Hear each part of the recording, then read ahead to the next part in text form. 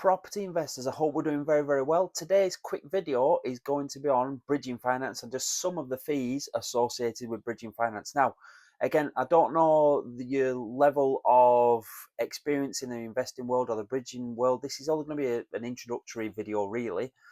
Bridging finance really is just, it's a short-term loan. It can be done over 12 months, 18 months, 24 months, and so on.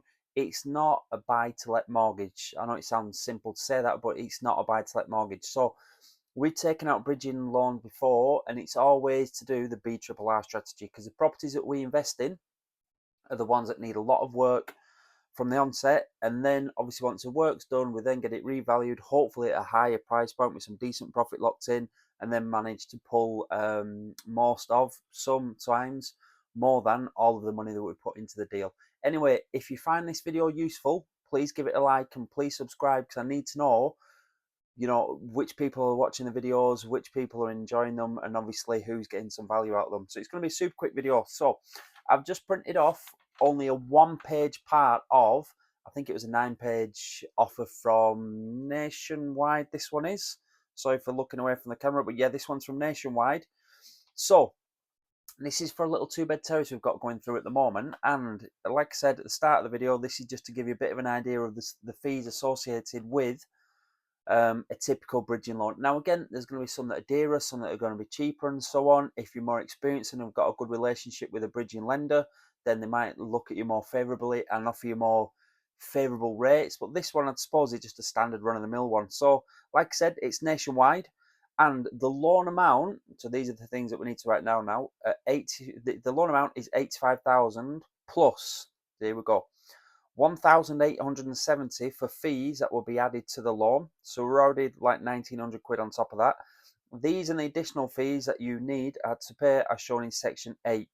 So I'll go to section 8 in a minute, plus £7,023.42 for retained interest. So the difference between, well, one of the differences between a bridging loan and a buy-to-let loan is a buy-to-let, mortgage. They take the mortgage, the interest payments generally, rather than capital interest. The interest payments each and every month for, it's supposed to be a 25-year period, but most people after the 3 or 5-year period just go with a different lender.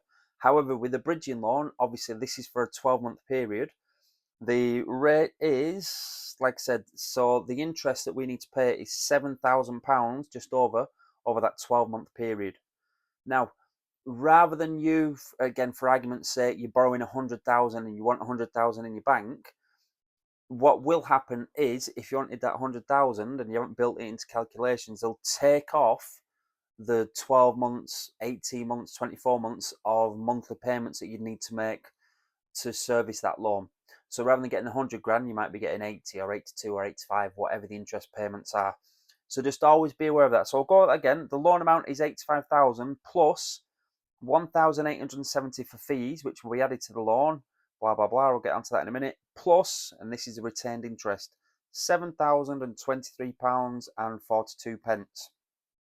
So, a little term of the mortgage, 12 months. You must pay the mortgage in full before the end of this term. Please see the offer conditions in section 15. So again, there are quite a few fees associated with it. General ballpark figure, you're looking at a 2% product fee. So if you want to lend 100 grand, it's going to be 2% of that. They're going to want 2% product fee just to set it up. Not a bad business to be in, is it, that bridging? And then you're talking about 1% a month, maybe, 0.8 or something like that interest. So I've now gone on to section 8. And like I said, I've only printed out 2 sides.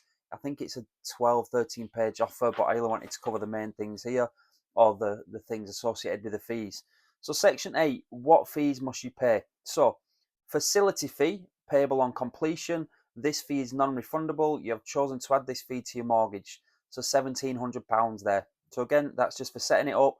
Facilitation fee, whatever you want to call it, product fee, all means the same thing. Then we've got an assessment fee, payable on completion. This fee is non-refundable, like most of them. You have chosen to add this fee to your mortgage. So the assessment fee payable on completion is, what do you reckon it is? It's 145, so £145 there. Standard valuation fee payable on application. This fee covers a property and any additional security and is refundable if the valuation is not carried out. You have already paid this fee. It's not often you see this. The fee was 0, so they're giving free valuations. Okay, now that was something that we considered, but again, I think I might have done a different video on this. You need to consider the whole amount of borrowing needed. So some of them might come with free legals, free valuations, but the interest rate might be sky high, and over the term of the product, it costs a lot more. So build it all into your figures, really. Then we've got a lovely telegraphic transfer fee payable on completion. Again, this fee is non-refundable. That's £25. Redemption administration fee. That's a good one. So when you give them all the money back, you're also going to charge another £40 on top of that. So again, already then, I know I said this is going to be a quick video. There's 1,870 for fees that are added to the loan, plus then the 7,000, which really is the interest to serve the loan, which they're keeping, plus then 1,700, which I suppose is in that bit before. That's the product fee / facility fee. Assessment fee of 145, valuation fee, which in this instance was free, telegraphic transfer fee £25, redemption administration fee, yes, when you pay back their money, £40, then other fees. The broker's going to get 195 for this, and a non-refundable legal fee payable before the work starts of 750 to a solicitor on their panel, and so on. Now, from looking at that, you think, God, bridging's really, really dear. It's never, how do people make money on it? It's all down to the purchase price, okay? Because we know the property that we've purchased now, we've saved over £20,000 on the initial asking price. And again, the asking price was reasonably priced, really, but we've managed to secure an extra £20,000 deposit, sorry, a £20,000 reduction. So again, there are enough there's enough wiggle room in the deal to make this, the deal still stack and make bridging still a viable option. So just always be aware of that. Don't be put off by bridging. Just understand it, educate yourself around it a little bit more, and obviously speak to investors who've carried out lots of bridging loans before, really. So like I said, we've done a good few bridging loans now, and it always boils down to the purchase price you're getting the property at, obviously the cost of the refurb, built in there, stamp duty, holding costs, and so on. And if there's enough margin and bridging helps you get it over the line, and there's still a big enough lump of cash for you at the end, especially if it's BRRR or flip, then just build it all in and it should still work all right. One thing I tell my mentees is don't step over pounds to pick up pennies. You need to have that good mindset over there. Don't step over pounds to pick up pennies, okay? But I hope that helped some people. If it did, like I said, do me a favor, give it a like. Please subscribe to the channel again, because I need to know if these videos are helping anybody along the way. So yeah, all the best. And if you're one of my mentees, I hope you gain some value from this. And again, when I'm speaking to you on the weekly basis or bi-weekly basis, bring any questions to me that you've got. Good luck, everybody, and all the best. Take care.